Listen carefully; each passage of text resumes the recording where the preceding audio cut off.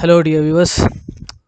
So, by this time, almost every Indian is aware of Vande Bharat Mission, right? I mean, it's claimed to be the largest evacuation mission carried out by any nation. So, as Indians, we are definitely proud of it since it's helping standard Indian nationals. Now, we keep hearing a lot of news about this every now and then, saying this number of Indians are brought back from this country and so on, right? But there still seems to be a lot of confusion and concern about the process among our fellow Indians living abroad and willing to travel to India.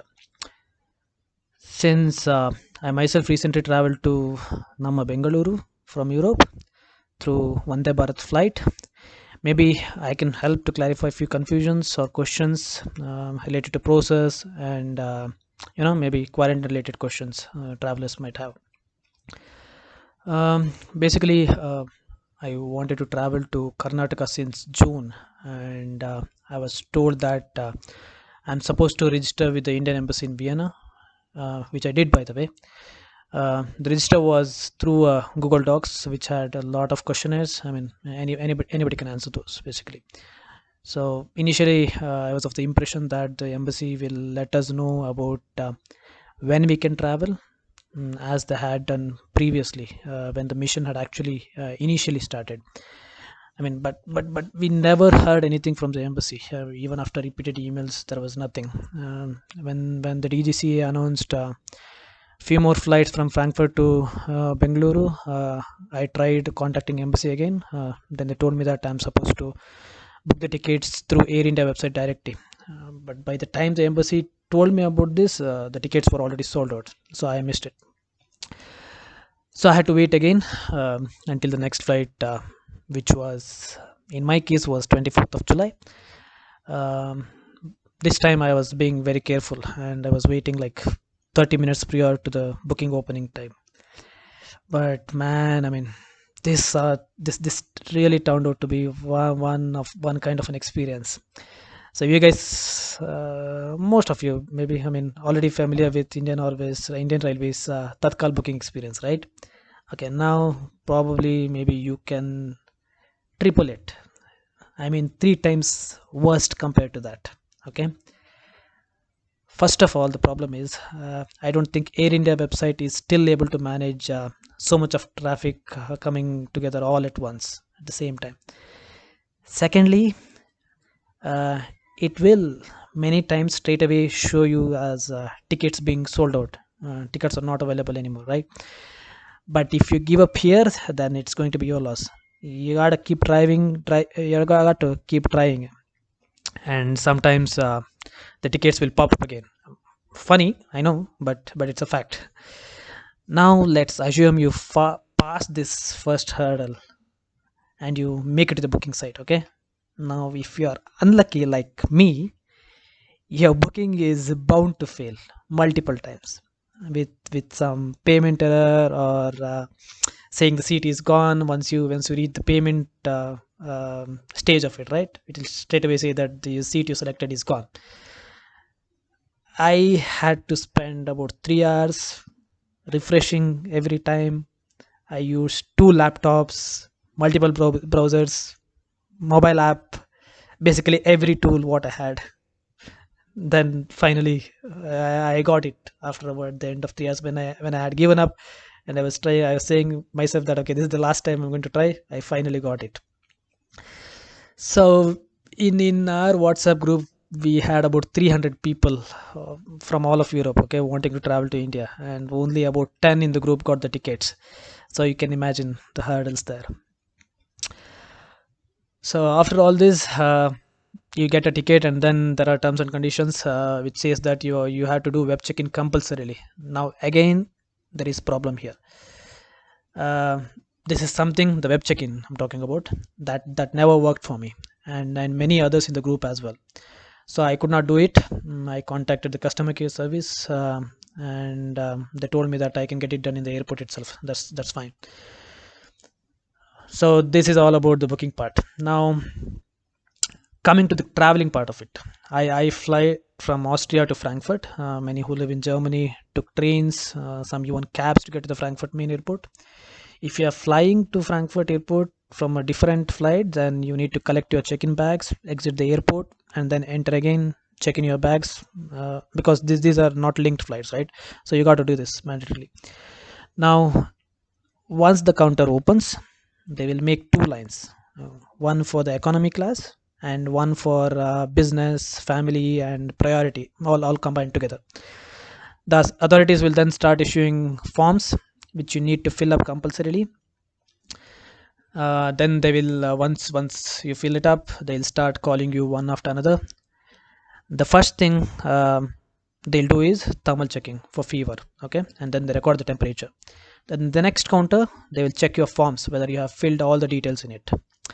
So after this, it's the check-in. Basically, you check in your bags, and here, if you fall into my category again, then you can collect your boarding passes from this same counter here.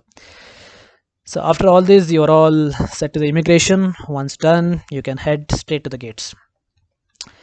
So here, if you're having a business class ticket, don't ever forget to use the lounge. Okay, it closes at 3 p.m. in the afternoon, the Frankfurt airport. During my travel, many did not know about this and missed out on this. So I went a bit late, but managed to have some nice food at least. The Lufthansa Senator Lounge in Frankfurt Airport is really nice, with some nice view, all sort of drinks, beverages, fruit juices, fruits, and of course, great food. Don't ever miss it if you have access. Okay. Now, just before boarding, they will call everyone to put some seal on your boarding passes. I'm not sure what this is, but this seemed mandatory. So after that, they'll start boarding actually. Vande Bharat flights in general, I think, is a minimal service airline. They already keep this packed food in your seat, and then there is no entertainment or magazines or any of this sort basically. So if you need something, then you gotta take it with you. Don't expect anything from the airline. The packed food had, the bags they had kept in our seat had food and then the PPE kit. There was what you say, the gloves, the mask, the hand sanitizing tissue kind of a thing, and then this shield. There was juice as well, snacks, dinner, and breakfast. So this should basically serve you um, till Delhi, till you reach Delhi basically. When you are arriving, when you are close to Delhi, then the airlines will start distributing another sheet of forms. So this needs to be filled mandatorily basically. This will be distributed along with your immigration forms as well. Once you land in Delhi, the staff will ask people with connecting flights. Here it's only Vande Bharat flights, okay, not any domestic flights which you book apart from Vande Bharat flights. So they'll ask these people, like us. In my case, I was traveling to Bangalore, to deboard first. So we got out of the plane, and here the airport staff was standing all along, guiding us through where to go. So we had another security check here, and then we were basically through the gate to our final destination. Again, please note, don't worry, because immigration is not going to be here in Delhi. For us, it was in Bangalore straight away. Now we are in Bangalore flight. Again, don't expect any in-flight service, but just a meal box kept in your seat with a water bottle. They started to distribute the same form again. The health undertaking form, which was given to us in our Delhi flight, right?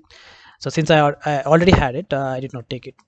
So finally, the flight landed in Namma Bengaluru. So first thing, they will ask you to keep your boarding pass handy and display it to the airport workers as you keep walking. They will guide you throughout on where to go and what to do. So here at the first counter, they will do thermal scanning. They'll then write their reading in your health undertaking form. Second counter, there's a heart rate check. Again, they'll write the reading in the form. Third, he look at these readings and then he'll put a seal on your left hand. In my case, it was this seal basically. So after this, immigration officer will collect this form.